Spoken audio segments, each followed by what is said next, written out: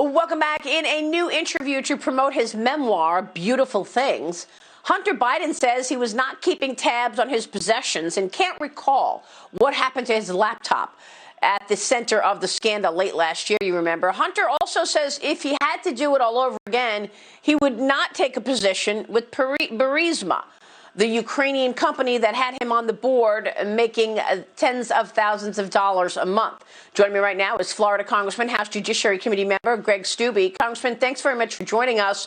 Pretty revealing what we heard from Hunter Biden this past week as he does a book tour. Your reaction, what struck you most?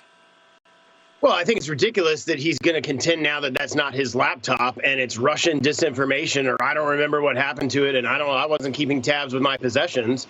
I think most Americans know that is what it is, and that's just kind of disinformation of his own, trying to distract from what is actually his laptop and what's on that laptop. Look, what's really sad, being a member of the Judiciary Committee, is we had all these investigations before Trump came out of office related to Hunter Biden. You're not hearing anything about that right now. What's going on with these investigations? Members of Congress aren't being told anything, and I think the American people certainly want to know that justice is going to be served if there was crimes committed in these investigations. Yeah, but justice is not being served over and over again. I mean, you mentioned your role on the Judiciary Committee.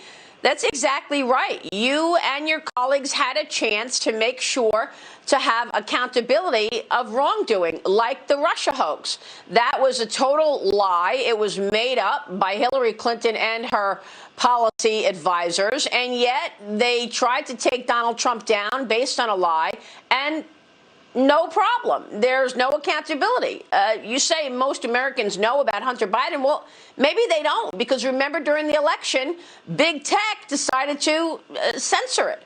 And Twitter blocked the New York Post from Twitter so that the New York Post could not report on its breaking news about Hunter Biden's relationships and rapports and business dealings with companies overseas. Now we're in a very serious situation. We have U.S.-China policy unknown. We don't know how Joe Biden is going to change policy. Is the entire family compromised by China? Well, I certainly remember the email that was found on Hunter Biden's laptop where it said, this is what everybody gets from this partnership with a Chinese company. 10% here, 20% there, 10% held by H for the big guy. Is Joe Biden the big guy? Was he going to get 10% of that Chinese company's partnership? And will there be any accountability? Well, I sure hope there will be, but unfortunately, we've been hearing about this John Durham investigation for over a year, even while Trump was still in office, that it was coming, last summer, it was coming. We've never gotten any resolve from any of that. And I surely hope that the Biden administration is not going to just shut that thing down because of what's going to come of that.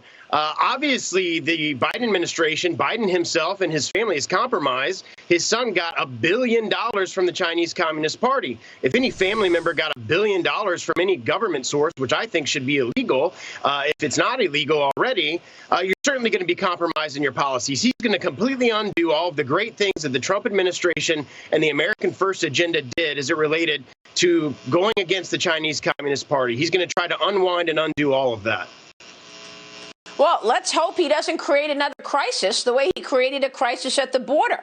There's also, worry that we're going to have an economic crisis. So the Senate's parliamentarian is ruling in favor of the Democrat efforts to pass this massive spending and tax program through reconciliation, opening the door for President Biden's spending bill to be passed with just 50 votes. Congressman, what do you know about this? President Biden says there's no evidence that raising the corporate tax rate would drive business out of the United States.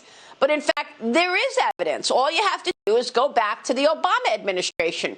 And under the Obama administration, when the corporate tax rate was at 35% and the corporate rate in Ireland was at 9%, you saw a string of companies acquire other companies from Ireland and move their headquarters to Ireland so that they can enjoy a 9% corporate rate versus a 35% rate. So to actually say there's no evidence that companies will be driven out of America because they're paying a higher tax is either uninformed or a lie. Your reaction Absolutely. to this tax increase plan and whether or not it's going to get through like everything else. No unity whatsoever. Just jam it through reconciliation.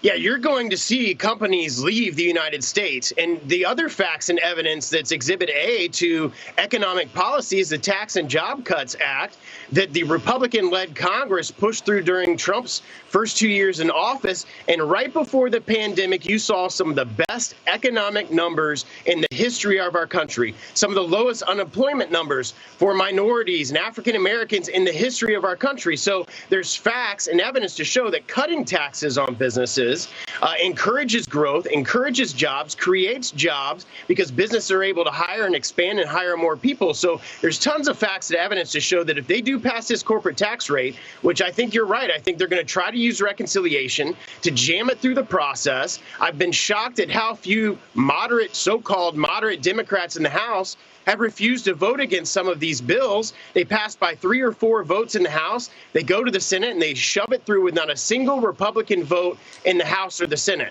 How's that for unity, Mr. Biden? That's not unity. That doesn't bring people together, and it's forcing horrible policy on America. Well, you're sitting there in Florida. Just to prove my point in terms of money is mobile, what have you seen in terms of your own state? Of people coming in, moving to Florida from places like New York, Connecticut, California, where the taxes are so much higher? People are flooding to the state of Florida. Our unemployment rate here is 4.8%. The national average is 6.3%. You heard JetBlue's talking about moving their headquarters here to Florida. You have companies from all over the country, from Democratic-run states who are sick and tired of the mandates and their businesses being shut down, flocking to Florida, opening businesses, starting their companies again, moving their companies here. I've lived here my entire life. My family's been here for generations. I've never seen the growth in businesses and people moving to Florida like you're seeing right now. Yeah, so what does New York do in response? They plan to raise taxes again in New York. It's unbelievable. Congressman, it's good to see you this morning. Thanks very much, Congressman Greg Steube.